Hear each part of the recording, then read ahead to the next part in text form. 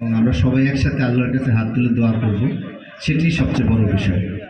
ভুল ভ্রান্তি যতটুকু হয়েছে হবে, এটি আমি নিজে দায়িত্ব নিচ্ছি, আপনারা আমাকে ক্ষমা করে দিবেন। সবাই আমার জন্য দোয়া করবেন, আমাদের সবার জন্য দোয়া করবেন, সবাই সবার জন্য দোয়া করবেন। সর্বোপরি আমাদের এই বাংলাদেশ, আমাদের এই বেনাপোল স্থলবন্দর এবং আমরা যারা একসাথে কাজ করি এখানে, আমরা যারা আছি, আমরা সবাই সবার জন্য দোয়া করব, যেন দেশের উন্নয়ন, আমাদের সকলের উন্নয়ন এবং আমরা সকলে ভালো থাকতে পারি, আমরা সকলে নীরব থাকতে পারি, আমাদের সকলের যেন সার্বিক ইতিবাচক মঙ্গল। ধন্যবাদ জানিয়ে এবং কৃতজ্ঞতা জানিয়ে শেষ করছি। আল্লাহ হাফেজ।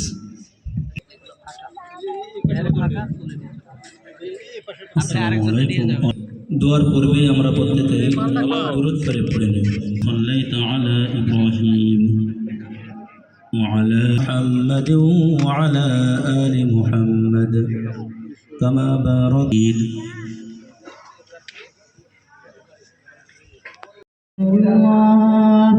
ইন্নাল্লাহা গফুরুর রহিম।